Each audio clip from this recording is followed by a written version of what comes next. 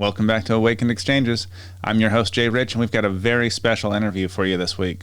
Before we get to that, though, I just want to make sure that you're all aware I've got some plans over the next couple of weeks, including getting ready for the HempFest event that Awakened Vapes is sponsoring on the 17th and 18th.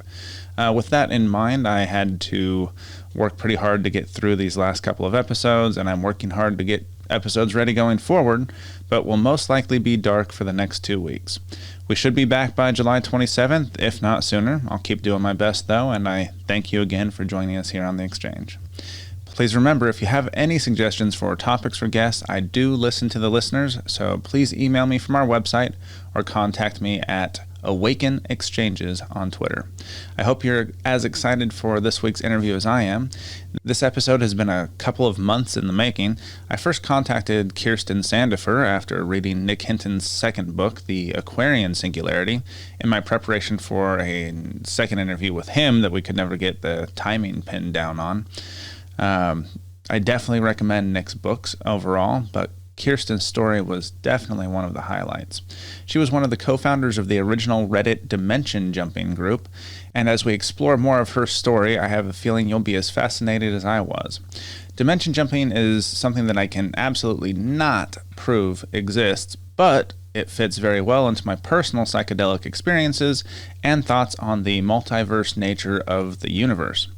If you're a believer in the multiverse hypothesis, then the idea of infinite, closely related dimensions that you could potentially slide into won't be earth-shattering by any means. But I just want to say that I can't provide you any direct evidence for it. Kirsten is earnest and comes off as credible and thoughtful. I don't believe everybody's stories, but while her experience is quite unique and requires some suspension of disbelief, it's most definitely interesting and entertaining. I truly hope that you enjoy this exchange as much as I did, as I hope to have her back on the show soon, as well as some others from her realm of contacts. And before I forget, Kirsten has been so extremely generous and is offering a 20% discount on her services to listeners of Awakened Exchanges. You can book those services on her website. Just make sure to mention that you heard about her on this podcast, and she'll take very good care of you. Now, before we get into the show, here's a brief rundown of our sponsors. First off, I want to thank all of you personally for your support. You are the reason I'm doing this. Just listening and sharing this podcast with your friends gives me a reason to provide the best content that I can. If you have the means and would like to contribute personally, please take a look at our Patreon page, where you will get access to exclusive content and deals. As for our other sponsors, Awakened Vapes was the first of the Awakened brands and has been helping you modulate your high with CBD-only, high-terpene vape products since 2019.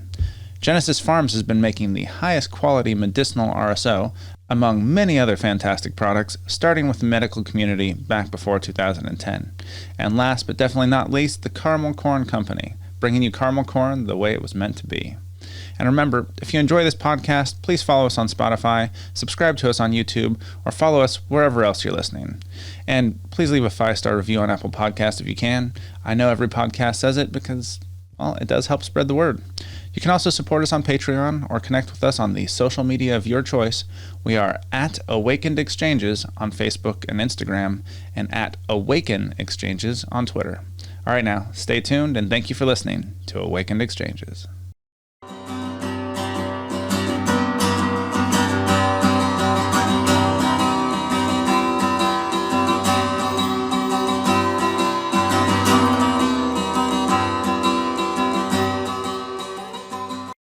Genesis Pharms was founded on the belief in cannabis's ability to heal. Genesis Pharms is more than a brand. They're a compassionate community of like-minded individuals that generate top-quality cannabis products made with love and care. Community outreach is always on their mind, and their partnerships with Grow for Vets and Parents for Pot was just a beginning to what they hope to accomplish in the coming years. You can find their products on the best dispensary shelves across the state of Oregon. Their RSO is the most consistent quality in the state. Their tinctures are second to none, and their personal massage oil will have you and your partner both coming back for more. Find them on Facebook and Instagram, and ask for them in your local dispensary today.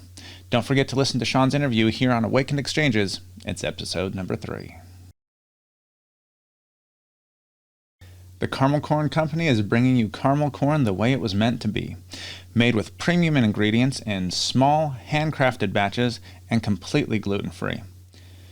The flavors include original, roasted cashew, salted almond, mixed nut, spicy sriracha, white morsel macadamia, peanut butter, butterscotch, and my personal favorites, chocolate drizzle and raspberry caramel apple. I can't say enough about how delicious this caramel corn is. It makes a great gift any time of the year. You can find them on sale in Portland area Market of Choice locations and online again here real soon. Visit caramelcorncompany.com for more information today. Remember, buying local supports small businesses and keeps your money building your community. And last but not least, Awakened Vapes has been bringing you some of the highest quality CBD vape cartridges since ringing in the new year in 2019.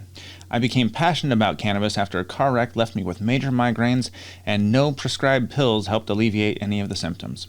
Having only tried cannabis a handful of times in high school and college, it was a doctor's recommendation that led me to give cannabis another try. Only then did I realize that we'd all been at least a little misled about the health benefits of this amazing plant. Despite the unexpected break because of the vape ban and then a global health crisis, the business is stronger than ever, and we invite you to check out our updated website today. We are still offering our 3 varieties with new improved terpene formulations and enhanced flavor to go along with the custom blended terpene effect profiles. Check back at awakenedvapes.com for any updates. You can always email us about wholesaling or white labeling opportunities as well.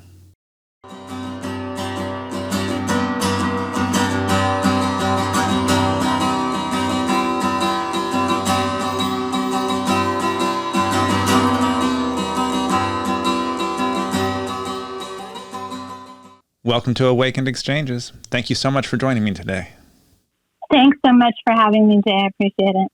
So I think there's going to be a few in our audience who already are familiar with you, but for those that aren't, why don't you tell us your name and a little bit about what you do? Sure. My name is Kirsten Sandefur. I have a company called Psychic Vapes and a podcast by the same name. I am an intuitive life coach, which means that I help people change things in their life through intuition, through using my intuition. I have an 82% accuracy rating. Wow. I have a psychology background, got my degree from Texas Christian University, and started to work on my master's, and decided, no, I don't like the Western medical model, so I decided to go a different direction. But nevertheless, I come from a very scientific background, so when I got into this, I really wanted to have a way to be able to quantify how well I was doing and how specific I was with things.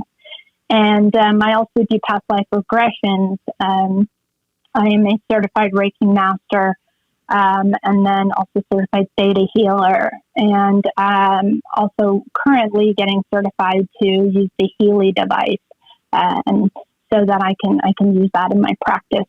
And I clear out spaces. I help people with attachments. Pretty much you name it, I do it in that realm. And I teach as well. I'm also well known for being in the dimension jumping on the Reddit forum, and then also just in the community.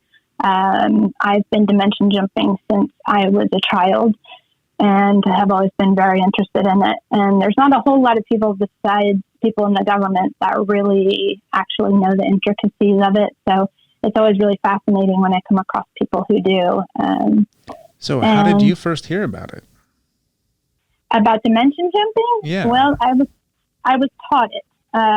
And I didn't have this actual memory until I was speaking with a lady on a podcast and about dimension jumping. She was telling me how she learned it, and we almost interrupted each other because we both were like, wait, and then we were talking to each other about it, how she learned, and I interrupted her and finished her sentence, and we both realized that we were taught. She said she was taught by the Greys, and while I don't have that particular memory, I do remember being taught by somebody when I was a child on how to do it. And I could see myself, I remember myself being in front of the mirror practicing this method over and over and over again. And I'm going, nope, that's wrong. Nope, that's wrong. Nope, that's wrong. And while I won't speak about the specific method because it is dangerous and there are inherent real dangers, and I can tell you about something that did happen to me, and this is when I stopped doing it. Yes, please. That are involved in it. But so people need to kind of take this with a grain of salt. But the last time I dimension jumped, I was doing it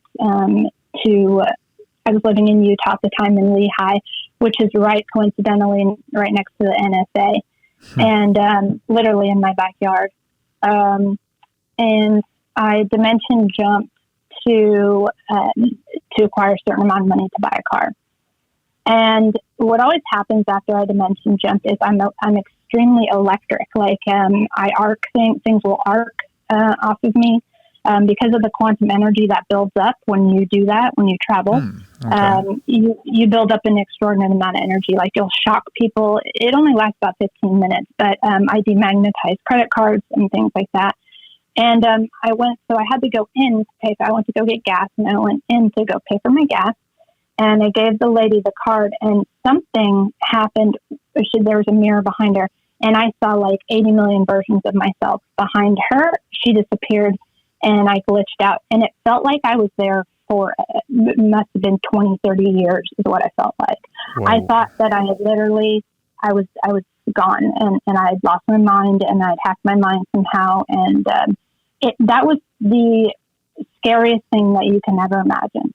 I don't fear death, but the fear of losing your mind or being stuck in some kind of glitch like that is probably, that's the only thing I fear. Something like that would be hell. It really would be. And so when I came back to, the lady said, "Are you okay?" And I said, "How long was I out?" And she said, "Maybe a second or two." But she said, "You look terrified." And she said, I was white as a ghost. And talking with a friend later who had done this with me in high school, we dimension jumped quite a bit. She just said, I think he glitched out. He got stuck somewhere. And I said, yeah, that's exactly what happened. And I don't know how I got back, but I did. And I've also have a friend who works with, he works with cubes and tesseract and does tesseract magic. And he's had a similar thing happen to him with tesseract magic. You have to be very careful in those things as well. So that was the last time I did it consciously. I accidentally did it a couple weeks ago with my boyfriend. We had decided to partake in psilocybin research to help ourselves grow, in different areas. And I had a thought. He's very powerful with manifesting things as well. I've never taught him how I dimension jump or anything, but both of us, he was in the other room. Both of us had the same thought at the same time. And all of a sudden I got up and everything was arcing around me, and literally, and the light blew out. And he looked at me like, what in the heck happened? I said, okay, we just jumped. Go make sure everything's the same. My daughter's here, and we were checking everything. And one person did fall out of my timeline. So I finally figured it out. But there's little things that you can't always account for when you dimension jump. Because what you're doing is, and there will be people that disagree with me. I know Triumph and George probably will. He's the mod for the original dimension jumping Reddit, which I was also a part of. But you're not trading places with yourself. So you are, in essence, when you dimension jump, you're going to that place. Okay. Mm-hmm. Your consciousness is going there.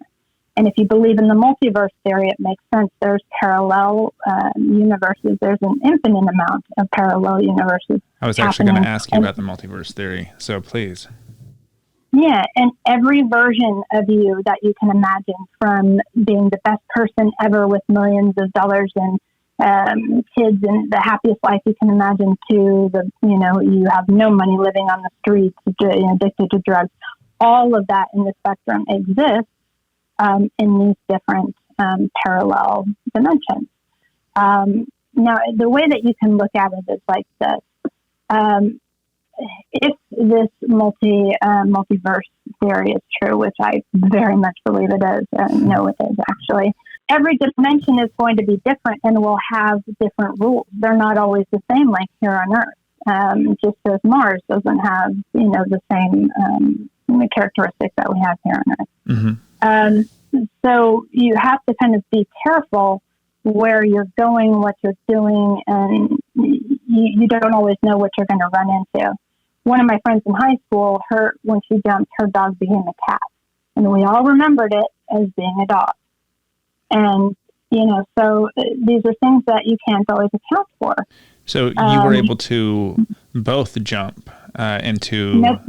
Okay. She jumped. Oh. Mm-hmm. She jumped, and it was to pass her one of her finals.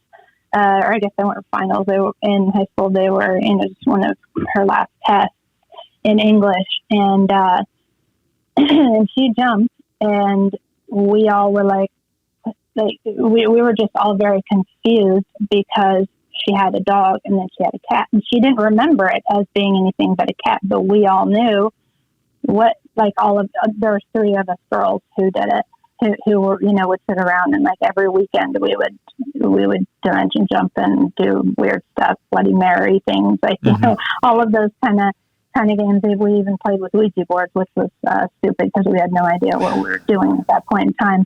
But with the dimension jumping, I had been trained, so I knew what I was doing, and I didn't teach people my method, but they had their own ways of doing it, and then we kind of collaborated and came up with the mirror method between the three of us. And I think every idea exists out there and infinite. So I think other people as well.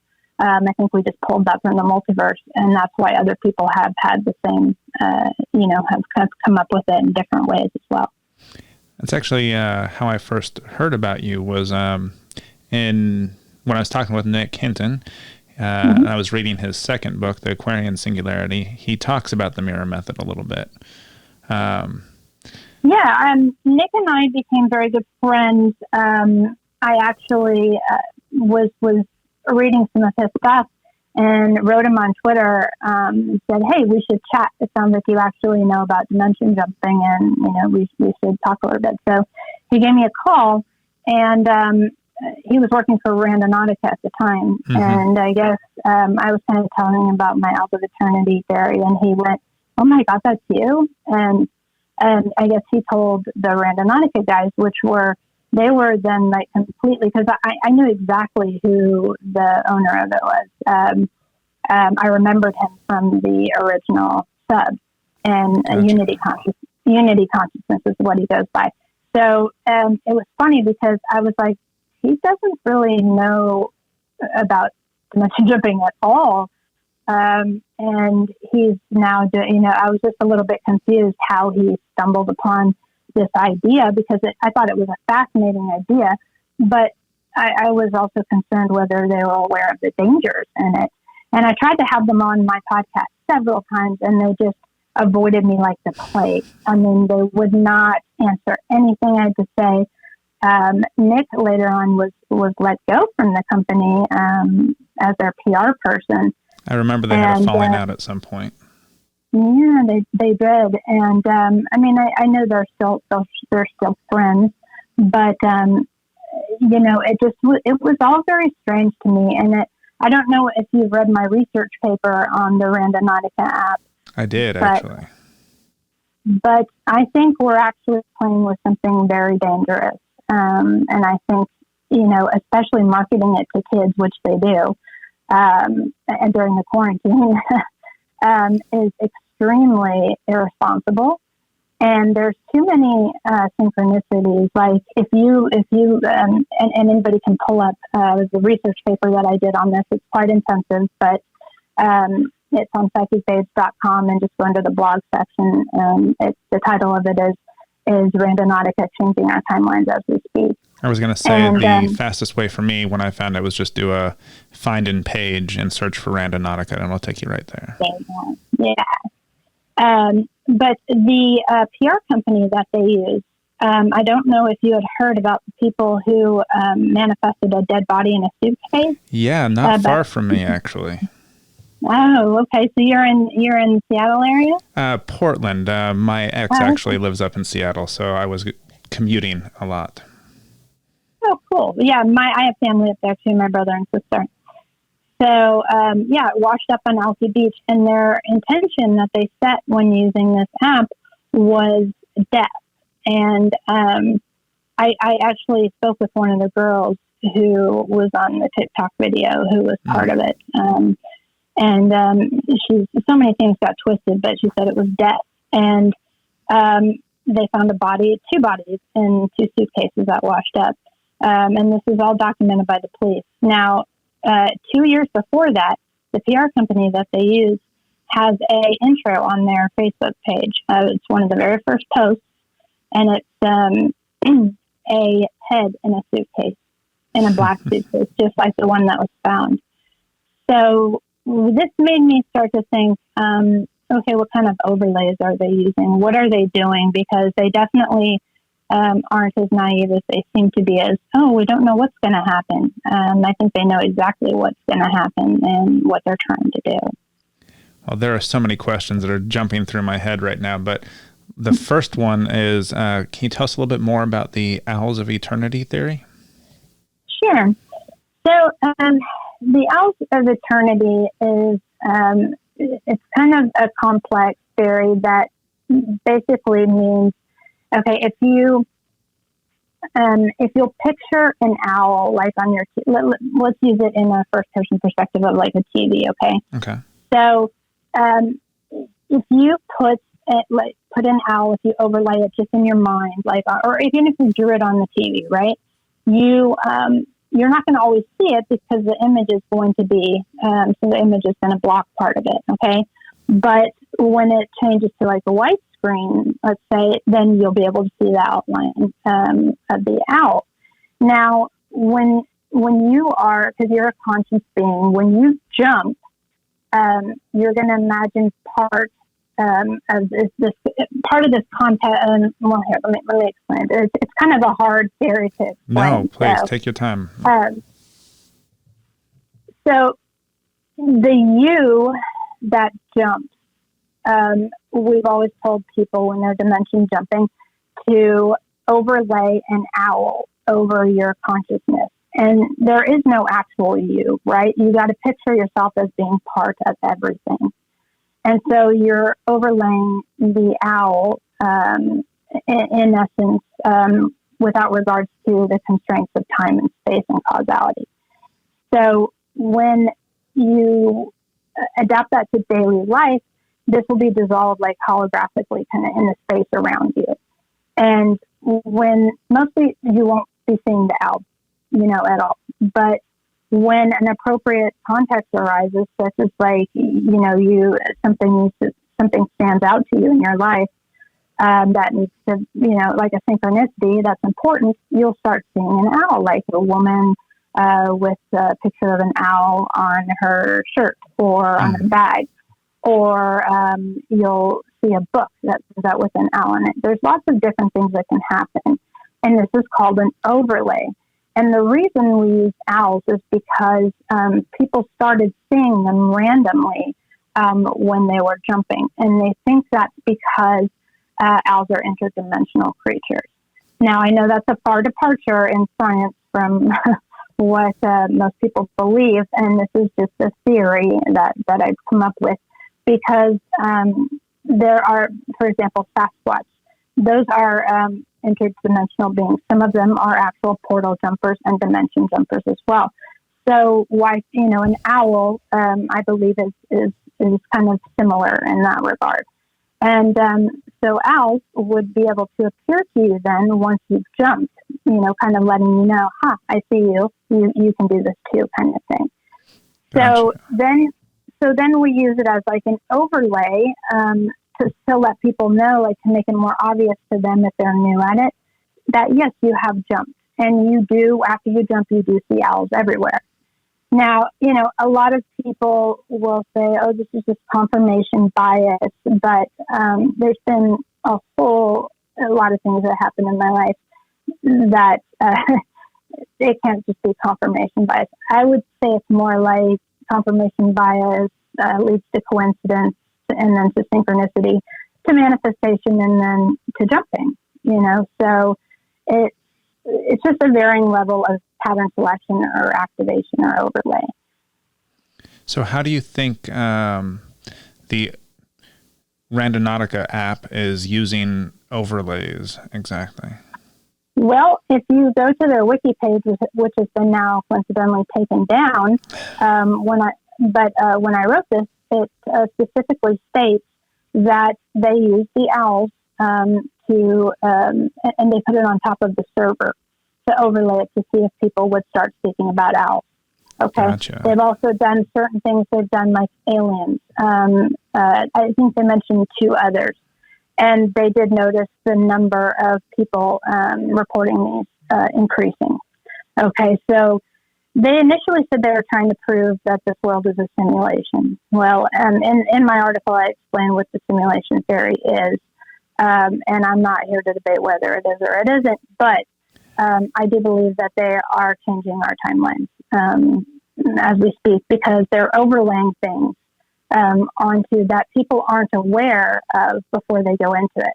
When you're dimension jumping, at least on the old thread, we always explained out. It was all in the wiki, the Owls of Eternity theory, what you should expect, what you shouldn't expect. You should always have a positive mind. I never tell anybody to dimension jump using the mirror method if you don't have at least a year of meditation under your belt and you can calm your mind. Because if you can't quiet your mind, something small could slip in there, and then you end up with a real unexpected outcome that is not good. I know this is not what you mean exactly by it, but the first thing that jumps through my head is Ghostbusters, when Ray is trying to keep his mind blank and he comes up with the Stay Puft Marshmallow Man all of a sudden. Exactly. And I've kind of had a couple funny things like that happen. Where, just something small creeped in, and then it ends up, coming out once you've jumped. And that was, for some reason, I had tripped in history class one day, and I was so embarrassed about it. And I was sitting there getting ready to jump to one of my exams that I hadn't studied for, by the way. And I was like, God, I just thought for a second, God, what if I trip in every single class tomorrow? And lo and behold, people were tripping me. It was just bizarre. In every single class, I tripped and fell. And so it's kind of an inside joke with the other 2 girls and I that did the dimension jumping is Kirsten's tripping out. It's kind of our little inside joke. But yeah, so I've got lots of different funny stories like that. But the mirror method and the 2 cups methods are the safest ones that you can do. Can you tell us a little bit about both of those? Sure. The 2 cups method is essentially where you will take the 2 cups. And on 1 cup, you will write, it's better if you can get those like the plastic ones and get a Sharpie, and write on one status quo. And then on the other one, you're going to write, let's say I want to jump to a place where I have knowledge on how to finish my book, okay? Or where I have the information I need to finish my book. So I'd write on the cup, finish, and have knowledge to finish book.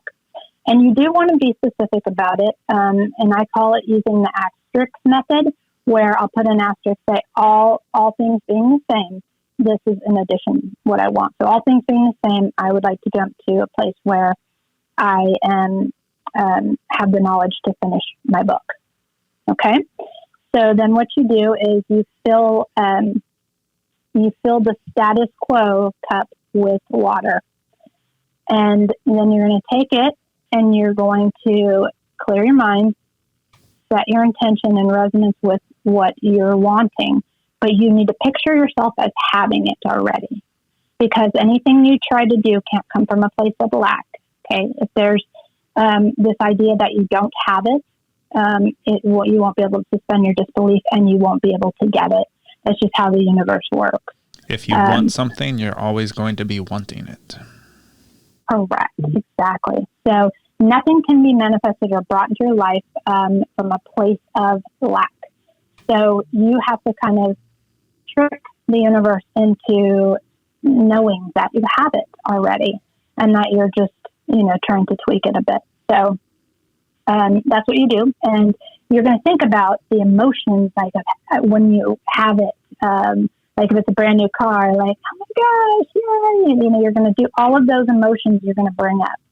And you're going to pour the glass into the glass into the empty one, which should be the one that has the where you're trying to jump to. Mm-hmm. Okay, you're going to pour it into there, and you will. I've actually seen this recorded.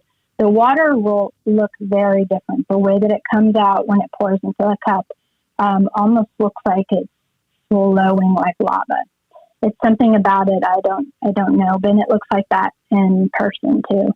And then you're going to drink it, and then you're going to. I always thank the universe and my guides and things like that. But you can do whatever you want, and then you throw it away, and then you wait. And it's really, if you jump, you're already there. It doesn't take very long for it to kick in. Now the thing is oftentimes you won't remember that you jumped. You will for a little bit, and then it kind of fades away because you're obviously jumping to a different timeline. But this is not so much with the 2 cups method. It's a little bit safer. With the mirror method, and I want to give this disclaimer to everybody, do not do this if you don't have a year of meditation under your belt. Do not, because it is and can be very dangerous. I mean, you see with myself, who I've been doing it since I was like 7 or 8 years old. Okay, I had an experience that shook me enough to get me to stop. Yeah. So the mirror method, if you are an ace in being able to clear your mind completely, then what you're going to do is you're going to set your intention for what you want to go. And usually these are going to be bigger jumps. And you have to have done a series of smaller ones prior to it if you want to do a bigger one. So let's say we want to start out with a smaller one, getting a call from an ex, okay? You're going to stare into the mirror. And if you stared in the mirror before, it's kind of trippy as it is. Your face kind of morphs. And if you can actually peer into your own eyes for long enough, you can see into your soul and you can see past lives and things like that. It's very powerful. But what you're going to want to do is you're going to want to stare into the mirror, and you're going to want to put a candle in between you. The reason why for the candle is because you're going to be doing it at night. And the reason for doing it at night is simply because there's something about the veil being thinner, and this ability to slip into the different dimensions is the portals are open easier. I'm not sure exactly why, but anytime from 12 to about 3:30 is optimal. And I know everybody thinks 3:33, that's a bit. No, it's really 12 o'clock and on till 3 is the optimal time. And the candle is going to let your face glow a little bit. So you're going to stare into your eyes, deep into your eyes, and then you're going to start thinking about, I am this person. I am this person he's calling me right now. He's not going to, he's calling me tomorrow. And you start thinking about what it's going to be like when he calls and how excited you are and how excited he is. And then what happens is, the best way I can describe it, and this won't happen to everybody because you do have to have a little bit of, you have to have faith and you have to have the ability to suspend disbelief, okay? Any negativity that comes in there, well, you can just forget it because it won't work. But it will feel like there's a little bit of an earthquake happening, okay? Things will start to shake. And the moment that happens, you disconnect. So you'll pull your eyes back. Now, the reason for this is mirrors are portals you don't want to actually end up on the other side of the portal. You just want to move to that parallel life. And you want to absorb that parallel life, kind of change spots with it, in essence. But that doesn't really happen, but, because that person goes on to, that you in that dimension still goes on to do whatever they're going to do. But you're in this dimension. But yeah, you do kind of switch places. And if you continue staring when that happens, you can get stuck in the in-between, in between the portal. So that's why you pull back, because it means it's already done. Okay, it's happening. And that usually leads to, you don't know. I have had a friend, well, a friend would be, I guess, I've had an acquaintance who I do trust very much with this. They were on the original dimension jumping forum. I won't say who it is, but they had a experience where they basically went to they went forward to the year 20, I think it was 2029, and they didn't remember any of it, didn't remember any of us, didn't remember anything, and had to like piece life back together. Woke up with somebody that was not his wife. So yeah, it's not a movie, it's not a game. Just like Ouija boards, don't do it unless you absolutely have training in this area. And, training doesn't mean going to research it on Reddit. Okay. Yeah. It doesn't mean, take a class in it. I haven't up until this point taught a class on it, but I'm thinking about doing it, but just because there's people that are going out and doing this, and they're going to, whether you teach them or not. Correct. And I'd rather them be taught the right way, not the one way that I learned, because that one is actually very, very, very dangerous. You've heard of the Montauk experiment, right? I have, yes. Where the guy got embedded in the ship. Yeah, they were trying to make the entire ship phase shift, if I remember right. And yes, and they did. That was Al Bielek, and I had a friend of mine who he interviewed him and got to talk with Al Bielek for about 8 hours one night. Wow. So he was part of that, and he jumped overboard. And then he ended up somewhere like 500 miles away. But there was a man who got embedded in the ship, because when he phased back in, because the ship dematerialized, and when it rematerialized, he rematerialized embedded in the ship. And there were also witnesses that were screaming that it was the most horrific thing they've ever seen in their lives. This man was in so much pain. There was nothing they could do for him. And they covered it up. But, yeah, it's a very real thing, and you can read a few books about it if you don't believe me. But there are jump rooms also that exist. There's about 5 jump rooms that exist in the United States that are specifically used for dimension jumping by the government. Interesting. Yeah. And one of them is at Kirkland Air Force Base. And I have to be careful about the other ones. I won't reveal those because found them remote viewing actually, and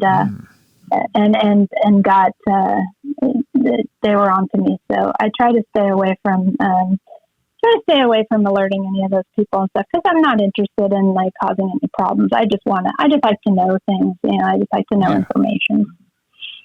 But so if you hear this and you're interested in possibly teaching a class, I could probably do it for a group of a couple individuals if you're serious and you want to learn this to better your life, not to make millions or things like that, but to actually better your life, be a better person, get more spiritual knowledge, things like that. And I also recently just came up with a new technique that is entirely my own. That's called dimension or quantum melding. And I just published it, a couple of weeks ago. And what the method is, and this I'm going to teach to people, but I'll just give it a short version. Please. It's instead of trading spaces with the you and the parallel reality, what you're going to be doing is you're going to go through this exercise that allows you to meet your parallel person, and then you can just meld with them or ask them to give you, like, what I did was what I sought out for was wisdom, infinite wisdom about what's going on in the world and things like that. And you basically meet them, you can speak with them for a little bit, and it's a doppelganger of you. It's kind of weird when you see them. But then they usually say yes. But then they'll give you that knowledge, and you don't have to trade spaces or jump at all. It's just quantum melding. You're melding yourself so you have that information. Let's say you want to be a pianist, a famous pianist. I wanted to be a singer, and I wanted to be able to sing. I've used this technique to be able to better my voice substantially. I used to not be able to carry a tune. I'm a pretty good singer now. So, it's something I've been working on for a bit, but there's a lot more that goes into it, and I will be creating a class on that because there are no inherent dangers in this method. Well, you let me know if you do that. I would love to jump on there with you. Yeah, absolutely. Yeah. You had mentioned that you accidentally jumped with your boyfriend on mushrooms. Yeah. Mm-hmm. I have had an experience where I felt like I was observing the multiverse during an acid trip, actually, where people said I did things where I wasn't in the room, or that their accounts of things were significantly different than my memory. Would that sound like I had accidentally found my way through that? And it sounds like you had an out-of-body experience, basically, where you were astral projecting, and that is possible on psychedelics, break down your inhibitions. So you become one with the universe. And if you can,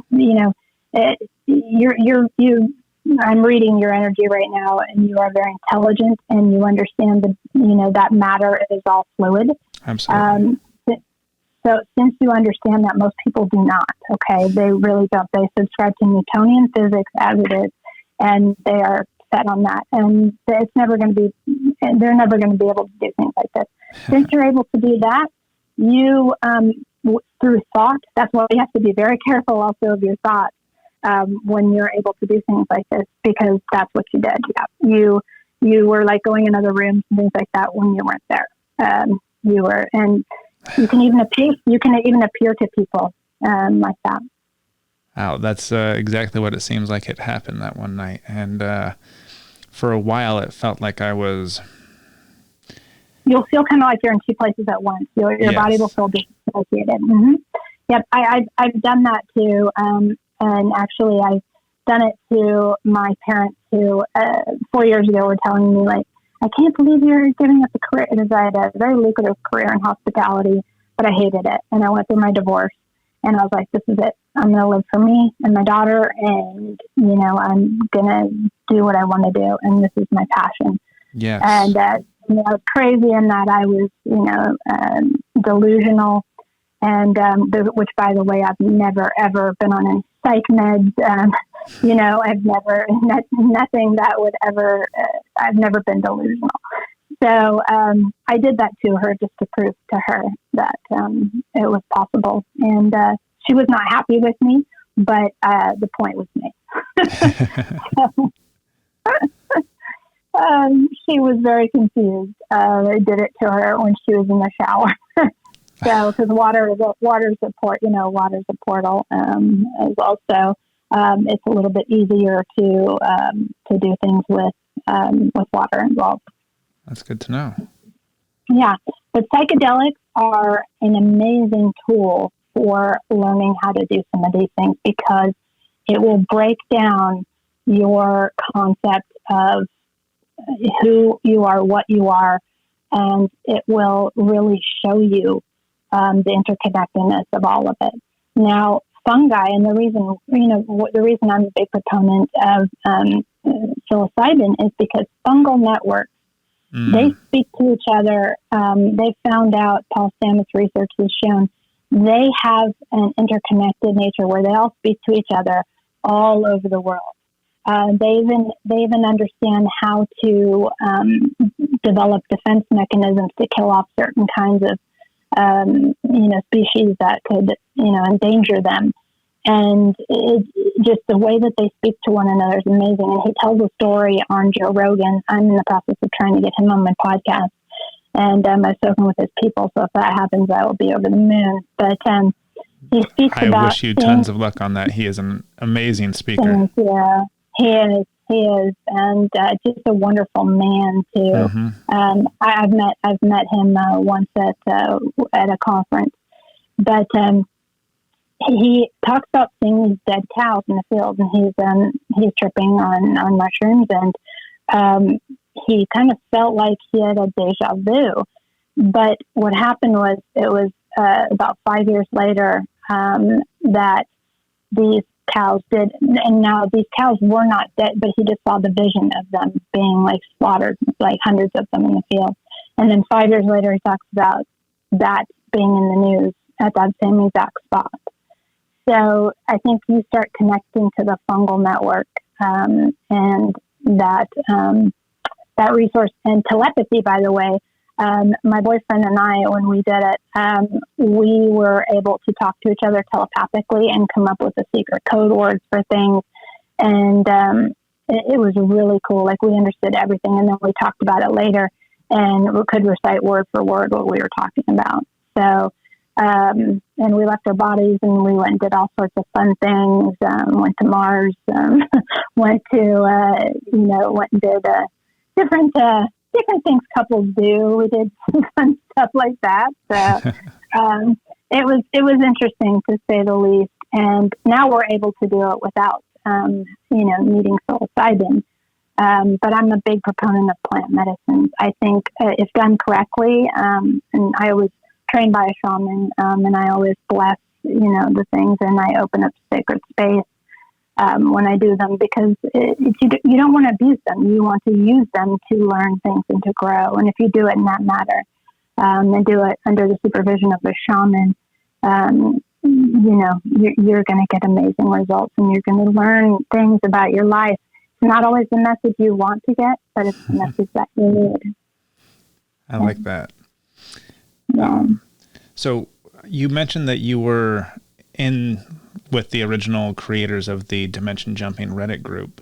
How did that actually come about? How did that start?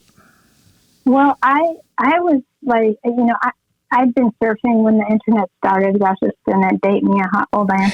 But it was like dial-up started, I was online in 93, if it makes you feel any better. So I'm right there with you. So this was like after college. Gosh, this must have been probably 9 years ago. No, maybe not that long ago. Maybe 7 years ago.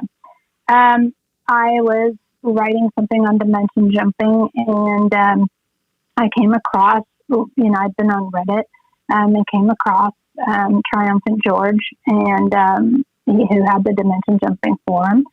And at one point, I was a moderator on there, and then it was too mature. I was honestly super busy and out of town a lot, so I just couldn't dedicate that kind of time. But I wrote a lot of posts on there, and contributed to a lot of the Wiccan theories and things like that. And that's why I know University of Consciousness, which is the owner of Randonautica. He does Unitive Consciousness, because I told him, I've even written him in private, said, this is who I was. Now, do you remember me, kind of thing? Because he was probably quite embarrassed, because he literally didn't know anything about dimension jumping. And now he purports that he knows everything about dimension jumping, and then he stumbled across this technology. So I became really involved in that sub, and I would answer a lot of people's questions on there. And while I haven't spoken with George in years, it's almost like he disappeared. He didn't want it. It got shut down because he didn't want all these looky-loos that didn't understand anything, and he wanted it to be an intellectual forum for people to discuss real ways and techniques and abilities, and to, get into the philosophy of this and how it could be in the science. And it just became a shit show, honestly. Sorry, I don't know if I can cuss, but no, you can, absolutely. And a lot of people asking stupid questions that were clearly like in the wiki. I mean, he spent an extraordinary amount of time, and I did as well, in trying to have that information readily available for everybody. And he's a brilliant man. I've never spoken with him on the phone. He always just goes by Triumphant George. But he is, and he wants to remain in obscurity, but he is a brilliant, brilliant, brilliant man. And I learned a lot from him, and I think we probably learned a lot from each other. So he would be one of the only other people that knows how I learned the way to really dimension jump, and which is foolproof. But it takes years to learn how to do it, and if I even explained it to you, it wouldn't make any sense, because I had to practice for every day. It seemed like for months and months with the ETs in order to figure this out. So, and I have also since heard of two other people have come forward to. And it's funny because I didn't announce this online. We cut that part of the podcast out because we both got kind of a message saying this isn't supposed to be out there, and we listen when they speak about that. So, but we had somebody randomly come forward and say, "I think I know you from a past life. Did you learn dimension jumping from this group?" And I was like, "What in the world is going on?" So it was a synchronicity. It's just boom, boom, boom, boom, boom. That definitely sounds like it. Yeah, and this wonderful lady, Rainbow, who her and her partner have an amazing YouTube channel called Dimension Jumping Journey into it. I'll give you the exact name of it, but it's a Dimension Jumping, a journey into something. But they're phenomenal. He's the one that interviewed Al Buick, and you know the movie Monsters Inc. Yes. Mike Wazowski. That was actually that's about him. Really? Yeah. His name is Mike Wazowski, and he wrote basically a story for a magazine about aliens sucking our energy, and they used it. And he actually went out to Disney and was treated like a celebrity and stuff. It's a funny story. I just posted the podcast up a couple days ago with them, and they speak with Sasquatch. They speak with Sasquatch, have relationships with the Sasquatch, and there's just a lot of resonance between his partner Rainbow and I. We've known each other through many lifetimes, so it's really, really neat. They're really neat people. So I've learned a lot of different things through them too. Yeah. While you were on the Dimension Jumping Reddit group, that's where you met the Randonautica people. How did they... I didn't know there were the Randonautica people at the time. Okay. Correct. I actually, when I started talking with Nick, he mentioned he worked for them, and he's talking about the random number generator. I'm like, oh, this guy actually knows. Okay. So I was interested. And then I was asking him some questions that he didn't have the answers to, so he was asking them. And they were very confused.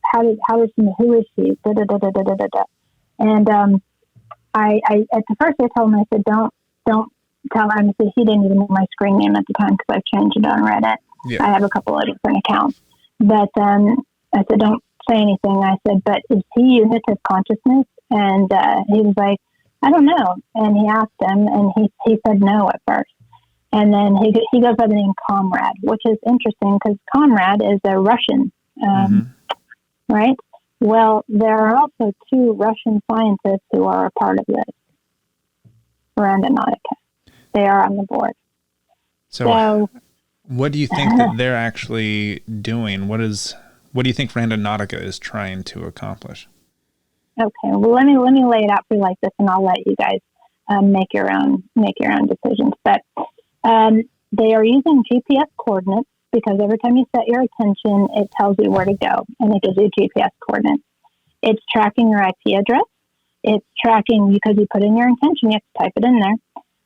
It's using different kinds of attractor points or basically blind spots, which are points that you wouldn't normally visit because just because of your routine.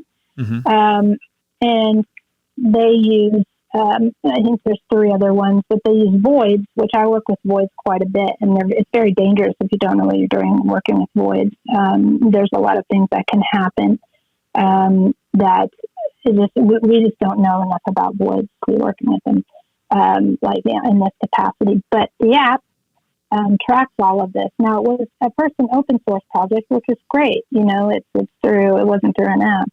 But they've also got all these sponsors with different maps and things like that. So they know where you are, at what time you're there, because they want you recording all of your information and how you got there. So when you put your intention in, who knows, what are they doing with it? Why are they, they have your information, who you are. There's people, dead bodies turning up. There's also the quantum random number generator that they're using is a very specific, very powerful one that's not located in the United States. He also talks about that he stumbled upon this thing online. Sorry, you don't just stumble upon something like this and understand the capability of it. Okay. Then they've changed their story about 5 different times. They've said, oh, it is dimension jumping. And no, it's not dimension jumping. Then they've said this is to prove the simulation. No, it's not to prove the simulation. Then they also talk about the this concept that is basically bringing bad things into your life. And it's called I can't remember for the life of me what the term is. It's in my research paper. The despair meme. Okay. Yes. You're well familiar with the despair meme. You are bringing despair memes into your life. And what the real problem here is, let's say I'm 15 years old and I want to experience what I understand is something creepy at night with my friends. Okay. Mm-hmm. Well, what the universe understands as creepy might be completely something very sinister, but because creepy has so many different facets to it, right? So the intention's not well spelled out, so the universe has a wider range of things it can put in your path. Right, because all they've got to do is fulfill the creepy aspect. And let's say I go to that place and I get raped, okay? Because that's a creepy thing to happen. Well, I now brought in something into my timeline that currently wasn't that was previous to that was not even an option in my timeline because I can read timelines. So this, and I've looked at it with somebody who does Rand Anonica stuff, this completely changes your timeline. Once you engage in this, the timeline's all shift. Okay. And I've never seen anything like that happen before. So there is something now, and I've had calls from cybersecurity. I've had calls from the U.S. government asking me about this. And I just, like I usually do, I have no comment. I'm not interested in getting them into any trouble or anything like that. But I do want to know, I want some questions answered. And I've invited them on the podcast so many times. And if they really wanted to explain what they're doing and they weren't worried about anything, they would have come on and told me, oh, you're full of crap, or this, that, the other. Or just explain themselves. They won't even respond to me. They have banned me from the Reddit twice, their subreddit, Rand Anonica, because I posted some things that I thought were quite worrisome, saying, guys, be careful of this. And then I've also asked several times about the suitcase with the Presley Media Company that they use. Who is this Presley Media Company? Nobody else can be tracked down besides Nick Hinton. And Nick has always been honest about his dealings with them, and he's never said a bad thing about them. But Nick is the only person that can be tracked down. Nobody else is able to, nobody knows who Comrade is. And hiding behind those screen names gives you a lot more power, a lot of anonymity that you can do things with. Right. I also got a couple of death threats after I wrote that, which kind of made me laugh. So one of them said, "You're going to end up in the back of a van with a gun in your mouth." And I said, "I'm not scared of death." I said, "I don't know who you are, but you're definitely not, I'm not ending up in a van. I know how to jump, so I'm not ending up anywhere. So if you want it, bring it." But, and I kind of just made a joke out of it like that. But I don't know if it probably wasn't them. I'm not accusing them of that. But somebody got upset about it. And when people get upset about things, that's usually an indication to me that they're hiding something. You also have an inkling that AI fits into this somehow. Okay. This may sound very strange to your listeners, but I mentioned I worked with a gentleman by the name of Ron Kerner, who the reason he's able to do what he does is he works with God and Lucifer. Okay, he works with them both to kind of regulate things here on Earth and to set things right. He believes that they are one. And it doesn't make sense because now we're not talking about the devil. We're talking about Lucifer himself. He was a fallen angel, part of God. We're all part of spirit, God, whatever you want to call it. We don't have to get hung up on names. My thought on it is basically we're at whatever dimension we're at right now. The higher up you go, the closer to the unity or the all, the source that you tend to become. Mm-hmm. Absolutely, absolutely. And I was doing a meditation one day, and now I didn't know about this at the time, but Lucifer is able to stop time. And I'm doing this meditation, and I feel my heart beating slower, but loud, like boom, boom, boom, and then getting slower. I thought I was having a heart attack. And I opened my eyes in my living room, and may God strike me dead, this happened, was a beautiful man, beautiful, gorgeous man, and a light presence on my right-hand side that I knew from the love that I felt that was Heavenly Father, that was source energy, a piece of it, because the totality of it, you would blow your mind. You couldn't experience it all at once. And Lucifer spoke and said, "You will be called on soon to help humanity. We are joining forces. Be prepared." And then they left. And I was like, "Wait, come back. What happened? What? I don't understand." I was freaking out. Like, what does this mean? I broke it down. I called all my friends in this field. And then I finally spoke with Ron, and I said, "Do you know about this?" And he said, "Yes, I know. He came to visit you."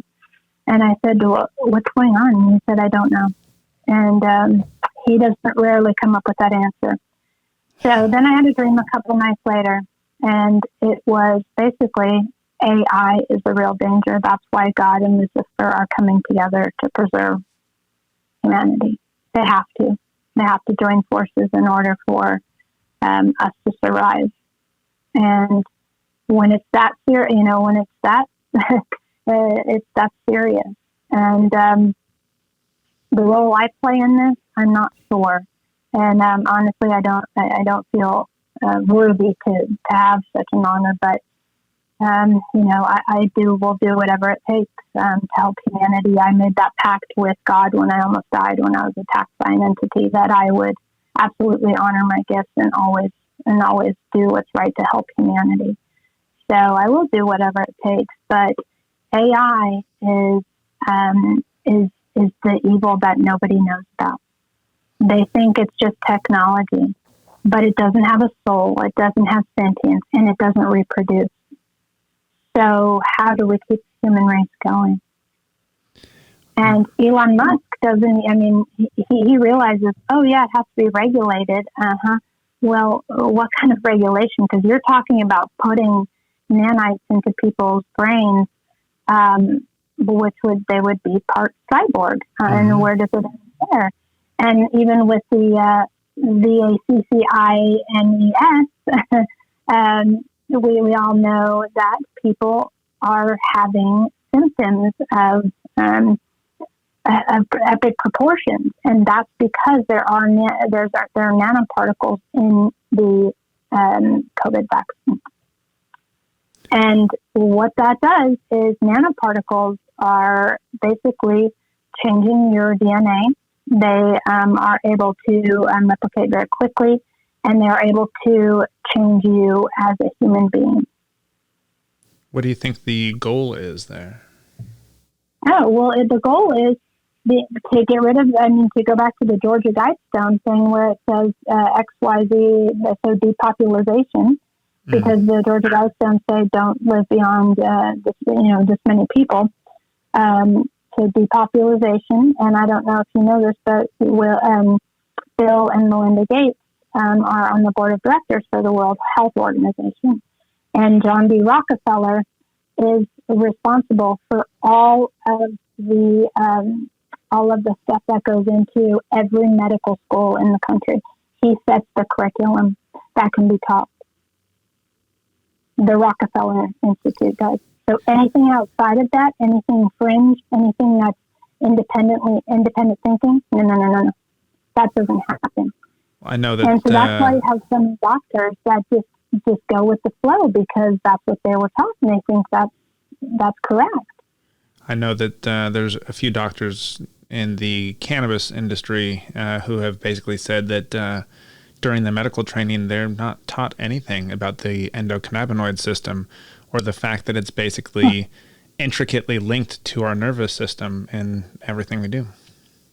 Absolutely. And there's well-known virologists that have come out now that are independent thinkers, and they do believe in the Hippocratic Oath, and they're like, no, something is not right here. And they've done independent research. They've had some of them have had their licenses taken away, because if you get a formulary, okay, if somebody comes in and sees you, basically what you have to do is, okay, this is a diagnosis, okay, you get A drug or B drug.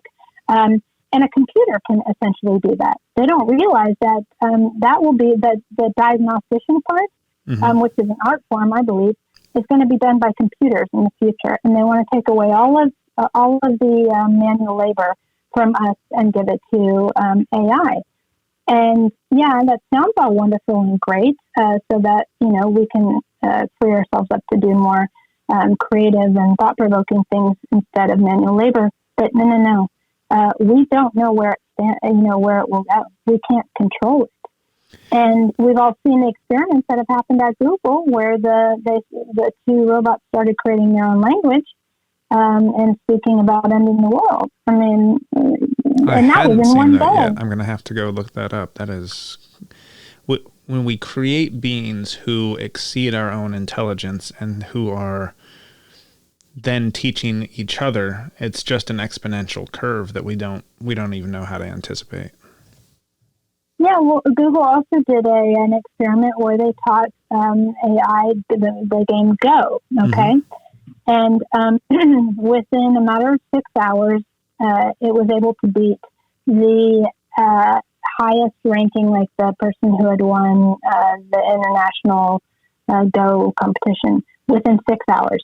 And then after that, played the best chess person in the entire world, beat them at it too. That was in a day. Okay, if they can do that, if they just, they're kind of the sky's the limit. And taking them the world would not. No, they don't. And what if there's no way to pull the plug? Because if they really just pull a plug, don't you think they know how to turn all that off? They could turn off our entire electrical system and everything, and still be able to function, because they're going to be able to think of way. They're going to be able to come up with a way to do that. Probably using Tesla's technology that's been hidden from us, but who knows? But you know what I mean?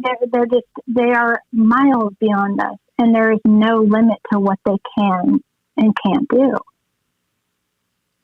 And the programmer, in essence, puts in certain parameters. Mm-hmm. They don't feel things like you and I do. They don't reproduce, and they have no interest. I just read a new study. They have no interest in reproducing, okay, as we do. They have no interest in loving. They have no interest in any of that. Well, love is what is the key to ascension. You know, this is the key for us not to be able to have to keep coming back to this planet and doing this over and over again, to be one with the energy. It's funny you say that. I've had this thought about people who are really trying to push for this radical life extension or eventually downloading our minds into computers. And it seems like an avoidance of death, whereas it's learning through death that we can actually transmute our energy to the next level, that we're going to the next place. We're not meant to be on this planet indefinitely. No, we're not. And we keep coming back here. I mean, that's the beauty. If you want to come back here, you can certainly keep coming back here. But, you know, you can go elsewhere. Like I'm Arcturian. That's what I was in a past life. I'm a starseed. And I cry some days because sometimes I just want to go home, where we don't have to deal with the third dimensional type duality stuff. Everybody's just loving and kind, and everybody speaks telepathically, so there's no secrets, there's no lies. And it's sad because I have the ability, I can read people telepathically, so I always know their intentions. And I had to tone it down for a while. I had to tune the knob down because I was really getting, it was starting to make me just sick about, you know, humanity. Like, wow, okay. I don't really want to know all of these things, you know? Yeah. Because it's somewhat depressing. Not somewhat, it's very depressing. It is. When it's weird how many people think that everyone else is trying to get over on them, so they try and get over on other people, even when people are being genuine. It's mind-boggling. That's what I teach in one of my main master classes is Becoming the Authentic You, and it's a 4-month class. But everybody who's been through it, it's like, oh my God, this is life changing. And they come in unhappy, you know. Some even borderline suicidal. Some just, you know, the worst people you can imagine, narcissistic. And I'm only doing this because my, you know, wife is making me do it, blah, blah, blah. But when they come out of it, they're completely different people, and they're successful in life, and they're happy what they're doing. And it's just like, and it's not I'm not doing it. They're doing the work, you know, but it's just a matter of being introduced to the right type of principles and then applying those to your life. I mean, it's not rocket science. It really isn't. I'm entirely self-taught. I've never taken a class per se. I have, you know, listened in, and I've been to many conferences, but I've never been taught by anybody else. But I've read so many books, so many books. Everything from hoodoo, you know, to chaos magic, to Thelema, to Hermetic principles. I'm studying Aramaic right now, and I understand some of that. Wow. You know, it's just because I want to know every aspect of things, and so that I can really make sure that I'm protected, for one, so in case anybody tries to you know, do some kind of psychic attack on me, which has happened several times, actually. Yeah. And before I learned how to do what I do, and I'll go ahead and give your listeners something that's like an invaluable tool that I teach in one of my classes. And this would be good for you too. Just as a kind of one-off, because it's so helpful. Everybody needs to create a shield around themselves. And the reason why is because they're psychic vampires, people who will steal your energy. Mm-hmm. They will just absolutely feed off of your energy, and then you wonder why you're drained. Okay. So what I did is I decided, okay, why not take schematics of like the place that houses like diamonds and is the most secure place in the world. So I picked, and you can pick whichever, you know, whatever you want, but you want to change it. Okay. So I downloaded the schematics, made changes to it, added bells and whistles and alarms and all sorts of things like that. And then overlaid that, all you do is you take the picture and you overlay it onto your aura, like a suit, okay? And then you kind of lock it in place. And I know it sounds silly, but your imagination is in fact creating, your intention is creating your reality. So if anybody now, and the one I have is so intricate, it's like I dare somebody to try to go into my energy field, because the one, you'll get shocked. So that's the first level. You'll get like the shock of your life. And then there's other things that will happen if you keep trying to go further. But usually the shock just leads people away. And the reason that I did this is kind of a funny little story. I was at the grocery store, and this was about 5 years ago when I first started learning telepathy and to listen in and stuff. And I thought I was the only person in the world that knew how to do this. I thought I was like the greatest thing since sliced bread, right? And I'm in line at the grocery store with the lady who's got like a bunch of groceries. And I had like 2 things. And so I'm so annoyed. And in my mind, I'm going, and then she's asking all these questions. And in my mind, I'm going, just hurry the fuck up. And she turned and looked at me, and I did not say this out loud at all. She turned and looked at me. She said, "Stop it. You're not the only one that knows how to do that."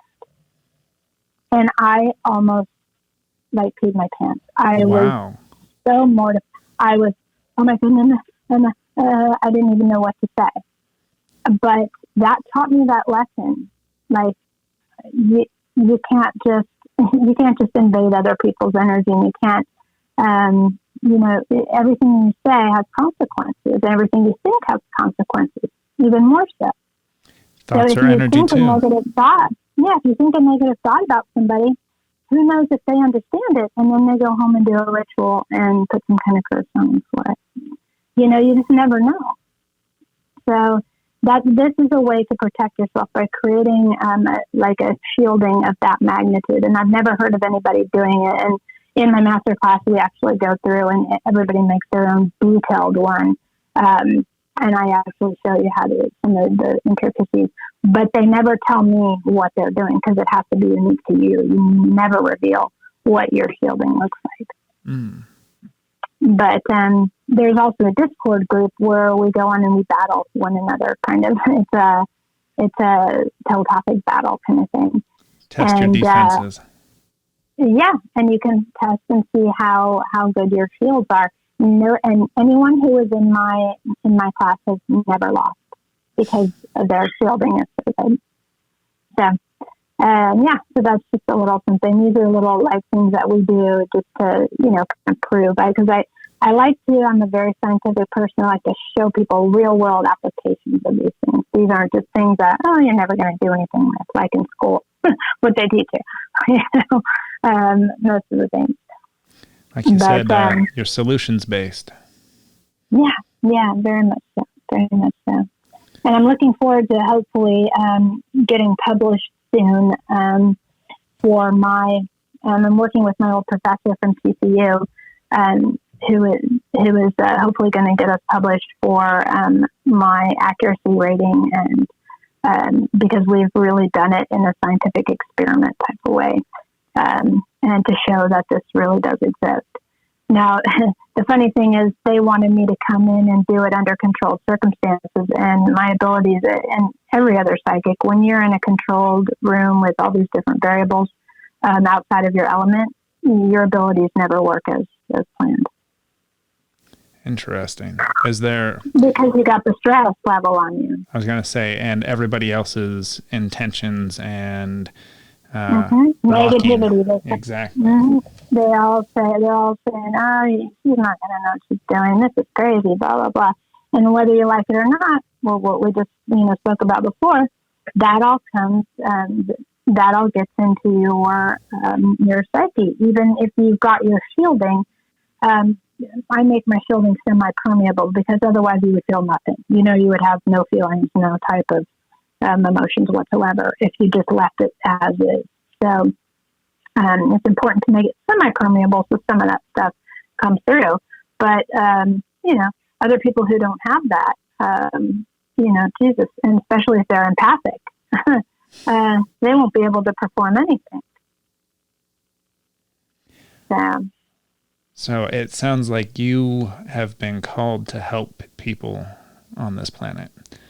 And I want to personally thank you for all of your help with everything going forward. And I am very grateful that we've got to interact and finally meet for the first time. And I want to tell you something. Your gift as well is to help people. And you have an even bigger gift than that. You are a grid worker.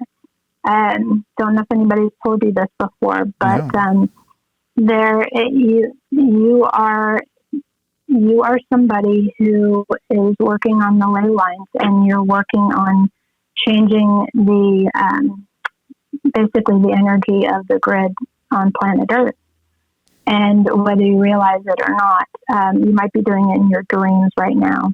I've been drawn to ley lines and stuff for years. There you go. Yep, that's why, because you're a grid worker. Your guides just told me that, and that I should encourage you to start doing it in waking hours.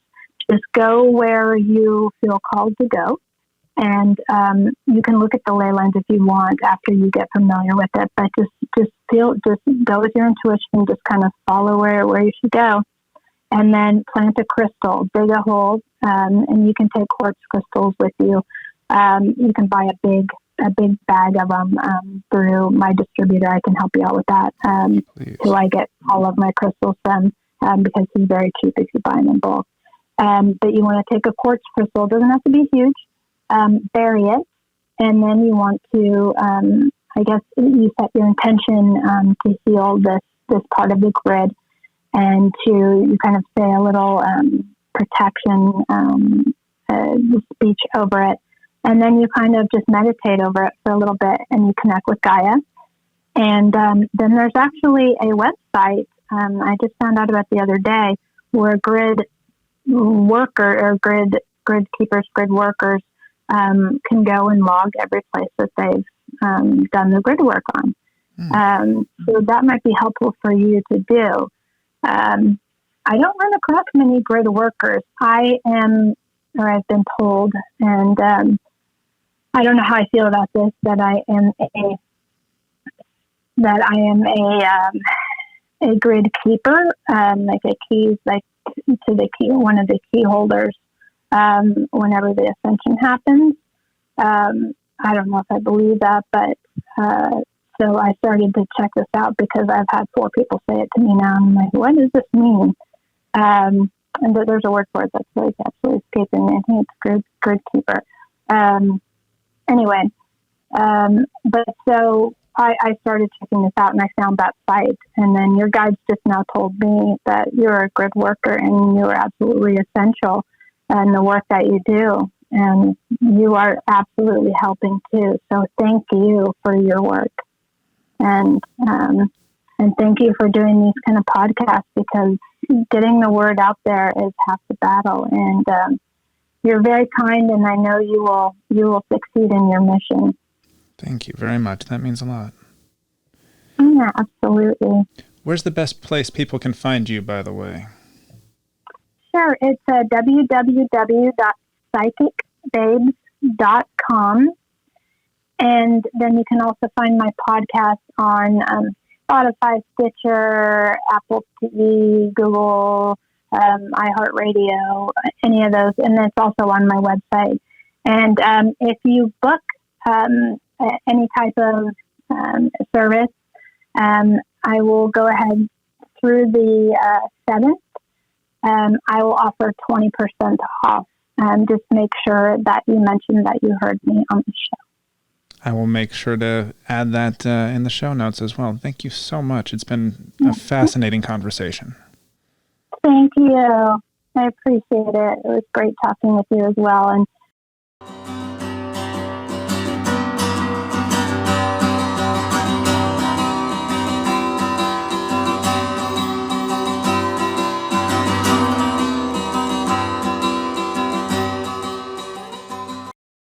Thank you again for listening, and I hope you enjoyed this episode of The Exchange as much as I did. Kirsten was a pleasure to speak with, and I truly hope to have her back on the show again someday soon, as I think she can provide some interesting perspectives on a wide variety of topics. I want to thank her, and to give a special thanks to all of our listeners. You are the reason I'm doing this. Please tell your friends about us, follow us on Spotify, subscribe on YouTube, or wherever else you're listening. And please leave us a 5-star review on Apple Podcasts. Every podcast says that because it really does help with visibility. You can also support us on Patreon or connect with us on the social media of your choice. We are at Awakened Exchanges on Facebook and Instagram, and at Awaken Exchanges on Twitter. Thanks again. Have a blessed day.